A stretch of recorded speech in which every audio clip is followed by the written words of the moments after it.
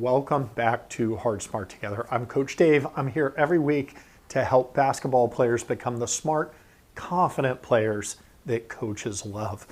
So if you were with me a few weeks ago, I did an episode on using all these March Madness games, both on the men's side and the women's side.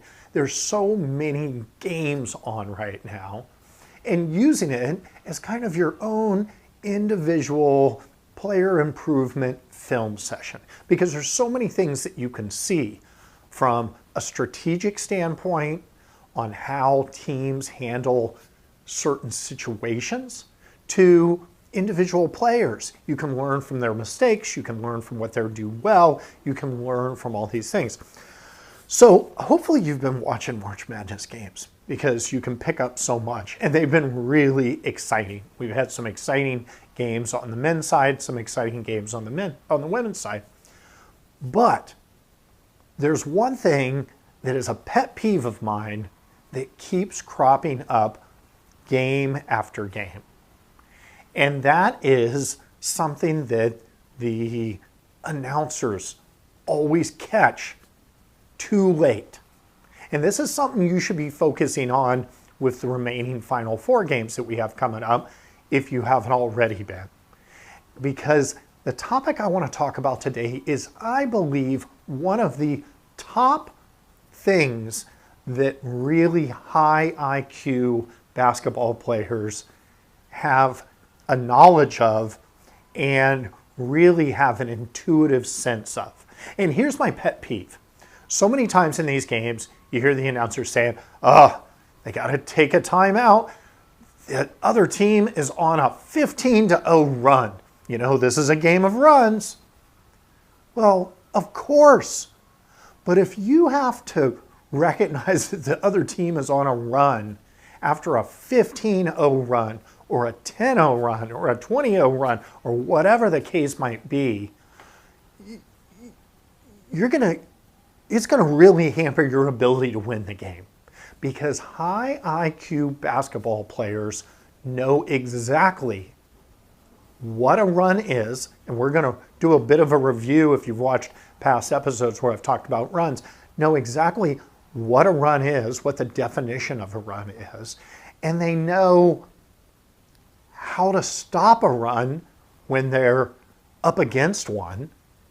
And they know that they have to recognize it really early. So let's jump right into what is a definition of a run.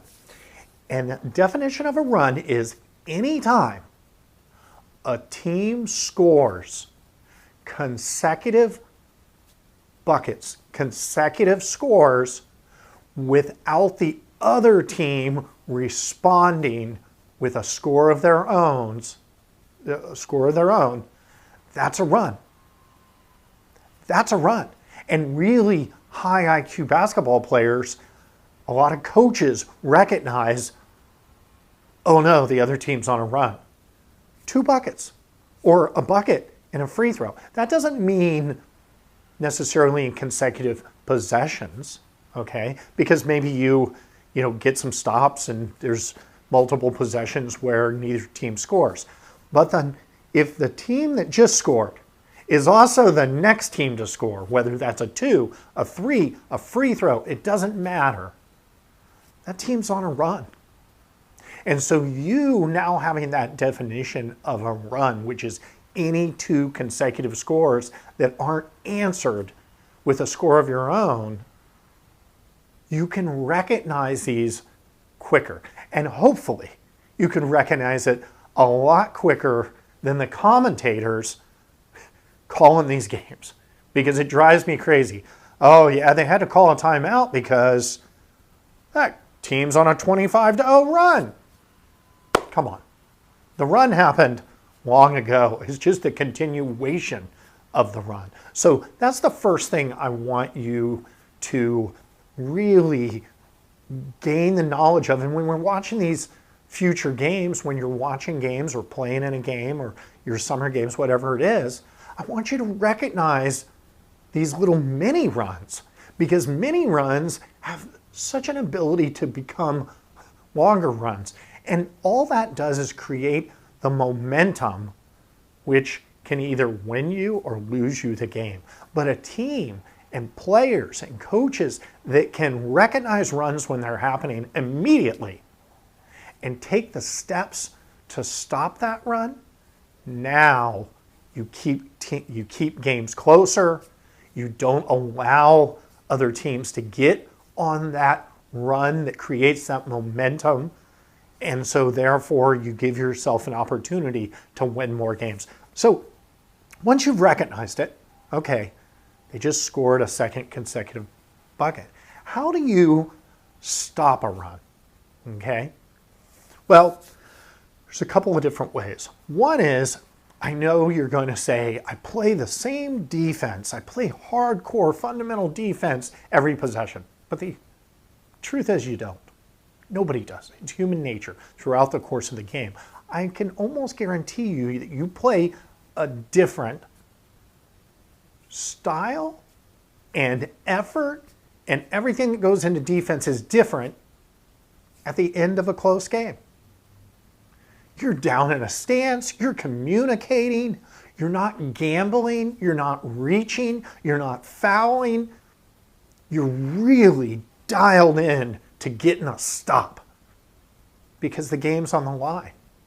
Well, you've got to approach every defensive possession when the other team is on a run. You've got to approach it in the same fashion. You've got to get your team to approach it in the same fashion.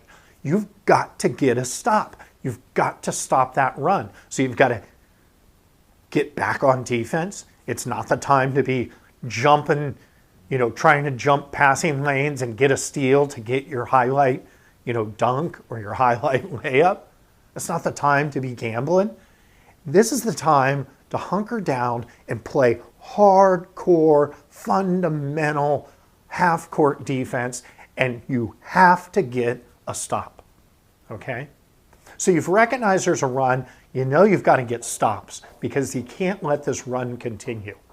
The other thing that will stop a run is on the offensive end, you've got to get more selective in the shots that you and your team take, okay? Because the quickest way to keep the other team's run going is to come down on the break and pull up, no passes, no nothing, pull up from three. All of a sudden there's a long rebound and they're off to the races and getting dunks and layups at the other end, okay? You've got to go from searching for good shots to searching for great shots. You want layups. You want that extra pass that's a wide open shot instead of a contested shot. You, instead of taking, shots that maybe on a scale of 1 to 10 are 3s and 4s or even 5s, you need to take 7s, 8s, 9s, and 10s. You need to take really high quality shots because you've got to make sure that you get a score so that that run is over, okay? There will be opportunities to maybe take more questionable shots, maybe not always, but when you're on a run, maybe you're on that 10-0, 15-0, 20-0 run. Now, maybe that shot, maybe your coach doesn't put you next to them on the bench to talk about shot selection in that scenario.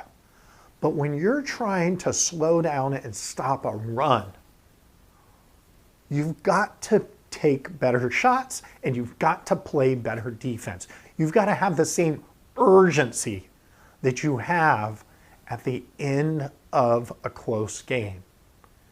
Because that run that the other team is on, that might be the difference in winning and losing that game. When you let it get away from you, when it goes from when you find yourself like these commentators that drive me crazy with the, they had to take a timeout because they're on a 15-0 run. When you're that player that just recognizes, oh yeah, we were just tied and now we're down 15. It's not a very high IQ approach to the game. And I want you to be that high IQ player that coaches love. I mentioned timeouts. It's the other thing that drives me crazy about these commentators. They say, oh, they had to get a timeout. A timeout doesn't stop the run. When you guys come out of a timeout, the other team is still on a run, right? The only thing the timeout can do is have your coach remind you of the things that are necessary in order to stop the run. So a timeout itself doesn't stop a run. Just what you do coming out of that timeout, just that pause you took in the game to say, yes, we've got to get stops and we've got to get a good look at the basket. We've got to get a score, because those are the two things that are going to stop that run. Hopefully this was helpful. If it was, give me a like. I'd love if you'd give me a comment on if you've been watching these games for self-improvement as kind of your own individual film study. What are some of the things that maybe we've talked about in the past that you've picked up on from the March Madness games that you're watching? And that's what I got for you this week. Until next week, remember to play hard, play smart, and play together. See you next week.